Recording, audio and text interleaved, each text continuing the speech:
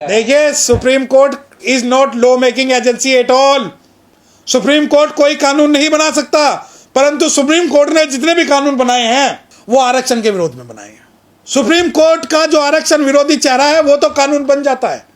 Supreme court is not law making agency in India. Law making agency is the parliament of India. Only parliament will make laws.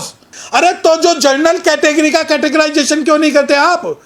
जो 50% आप लेके बैठे हो उसमें आप बताइए कि ब्राह्मण को इतने परसेंट मिलेंगे, क्षत्रियों को इतने परसेंट मिलेंगे, वैश्यों को इतने परसेंट मिलेंगे, शूद्रों को इतने परसेंट मिलेंगे, अल्पसंख्यकों को इतना परसेंट मिलेंगे। क्या ये भारत इन सुप्रीम कोर्ट के सिर्फ 7 जजों का है? तो सुप्रीम कोर्ट चाहता है कि किसी भी प्रकार से यह व्यवस्था टूट जाए, और जिस व्यवस्था को ये कहते हैं अंग्रेजों की फूट डालो शासन करो, उसका जो है वर्तमान में स्वरूप जो है ये जजमेंट है।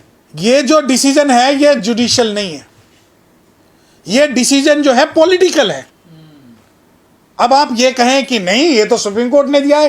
अरे जब सुप्रीम कोर्ट ने दिया है तो ऐसी क्या मजबूरी थी कि चुनाव से पहले आपने इसमें आर्गुमेंट जो है वो कंक्लूड कर ली थी, और चुनाव के बाद में जब अनुसूचित जाति के बहुत प्रमुख पार्टियां हार गई उसके बाद आप इस डिसीजन को ले आते हैं। और दूसरी बात, अगर ये राजनीतिक नहीं है तो क्या कारण है इतने दिन तक आपने रोकने रखा?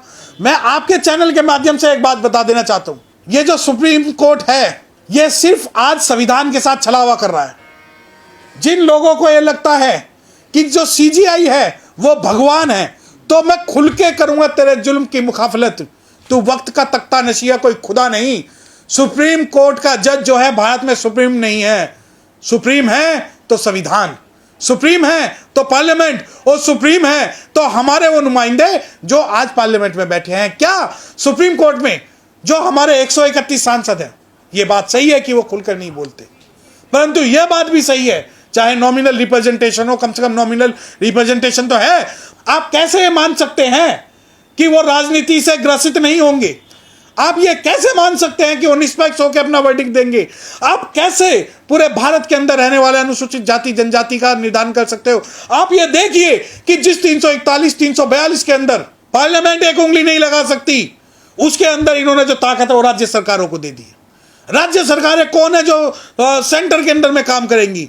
जब सेंटर के पास पावर नहीं है और आप राज्य को सौंप रहे हैं, क्या आप ये जानते हैं कि इसका परिणाम क्या होगा? आप ये कहते हैं कि आपको शेड्यूल कास्ट के अंदर भी कैटेगराइजेशन चाहिए। अरे तो जो जनरल कैटेगरी का कैटेगराइजेशन क्यों नहीं करते आप? जो 50% आप लेके बैठे हो उसमें आप बताइए कि ब्राह्मण को इतने परसेंट मिलेंगे, क्षत्रियों को इतने परसेंट मिलेंगे, वैश्यों को इतने परसेंट मिलेंगे, शूद्रों को इतने परसेंट मिलेंगे, अल्पसंख्यकों को इतना परसेंट मिलेंगे। क्या यह भारत इन सुप्रीम कोर्ट के सिर्फ 7 जजों का है? अब मैं आपको बताता हूं कि 7 जज कौन कौन।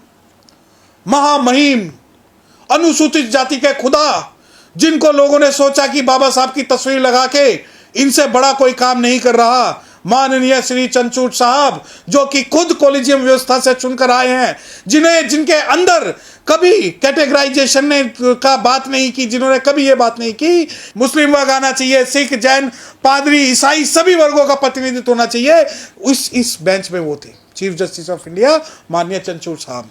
उसके अलावा थे आरपी गवई साहब। आरपी गवई साहब जब इस मामले का निर्धारण कर रहे थे तो वो ये कह रहे थे कि जिन्होंने एक बार रिजर्वेशन ले लिया उन्हें दोबारा नहीं लेना चाहिए, परंतु उन गवई साहब ने जिन्होंने कभी खुद डिस्क्रिमिनेशन फेस नहीं किया, उन्होंने क्या एक बात पूछी कि जो जातियां आज भी अनुसूचित जाति की जातियां जो अत्याचार सह रही हैं, क्या उसका एकमात्र रास्ता यह है कि आप आरक्षण को सब कैटेगराइजेशन करके आप उनको न्याय दे देंगे? नहीं दे पाएंगे। दूसरे थे उसके अंदर बाला त्रिवेदी साहब। बाला त्रिवेदी साहब कई सालों बाद एक ऐसा जजमेंट आया जिस जजमेंट में बाला त्रिवेदी जी ने अपने आप को इस जजमेंट से बिल्कुल अलग रखा, और उन्होंने कहा कि ईवी चिनैया की जो 2004 की जजमेंट है वो जजमेंट बिल्कुल सही है। उसके अलावा इसके अंदर थे पंकज मित्तल साहब थे, मनोज मिश्रा साहब थे और सतीश चंद्रा साहब थे। अब ये देखिए कि जो 7 जजों की बेंच है उसके अंदर जो है 50% से ज्यादा जो है एक वर्ग के लोग। शेड्यूल कास्ट ने कभी आपसे डिमांड की कि हमें कैटेगराइजेशन या सब कैटेगराइजेशन कर दीजिए? शेड्यूल कास्ट के किस संस्था ने, किन लोगों ने आपसे ये कहा कि हम लोगों को जो है न्याय नहीं मिल रहा है? हम तो ये कह रहे हैं हम जाति से अत्याचार से पीड़ित है, और जो रिजर्वेशन है वो कहीं से कहीं भी आर्थिक आधार पे नहीं है। अब आप ये देखिए ईडब्ल्यूएस का जो गरीब है वो तो 7 लाख रुपए वाला है, अनुसूचित जाति का गरीब 3 लाख वाला है जो साल के 3 लाख कमा रहा है। अब ईडब्ल्यूएस का 7 लाख और अनुसूचित जाति का 3 लाख। तो इस प्रकार आज जो सुप्रीम कोर्ट ने कहा है कि हाँ, राज्य जो है वो शेड्यूल्ड कास्ट के अंदर क्लासिफिकेशन कर सकते हैं, परंतु उन्होंने एक बैरियर भी लगाया। वो बैरियर शायद आपको ना पता, उन्होंने बैरियर ये लगाया कि 100% आप किसी भी जाति को रिजर्वेशन नहीं दे सकते। अब बिल्कुल सही, बहुत सारे लोग आज खुशियां मना रहे हैं, नहीं supreme court supreme court supreme court. North east के कई इलाके जिसके अंदर अनुसूचित जनजाति के सिर्फ एक ही वर्ग के लोग रहते हैं। अब ये मानिए, लड़ाई जो है अनुसूचित जाति की नहीं रही, लड़ाई हो गई है इन संसाधनों की, लड़ाई हो गई है जल जंगल जमीन की, लड़ाई हो गई है कि जो अनुसूचित जनजाति के लोग जो पहाड़ों में रहते हैं, सपोज करिए एक एरिया में भील रहते हैं और वहां का 15%, 7.5% का अगर रिजर्वेशन भील जाति को दिया गया तो सुप्रीम कोर्ट ने मना कर दिया कि अब जो है वो भील जाति को अब नहीं दोगे, जबकि वहां उनकी संख्या जो है 100% है। तो सुप्रीम कोर्ट चाहता है कि किसी भी प्रकार से यह व्यवस्था टूट जाए और जिस व्यवस्था को ये कहते हैं अंग्रेजों की फूट डालो शासन करो, उसका जो है वर्तमान में स्वरूप जो है ये जजमेंट है। आप समझिए इस बात को कि यहां पर लड़ाई सिर्फ ये नहीं कि सुप्रीम कोर्ट का डिसीजन, लड़ाई ये है कि ये राजनीतिक न्याय, राजनीतिक जो आपने जजमेंट दिया है। आप ये बताइए कि इंडिया गठबंधन जो सर पे संविधान और बाबा साहब को लेकर चलता था, किस इंडिया गठबंधन के घटक ने इसका विरोध किया? आप ये बताइए कि क्या इंडिया गठबंधन को ऐसी क्या मजबूरी थी कि कल जजमेंट आया है और आज इन्होंने हैदराबाद तेलंगाना में बोल दिया कि हम इसको लागू करेंगे। अरे अगर आप अनुसूचित जाति की सभी जातियों को न्याय देना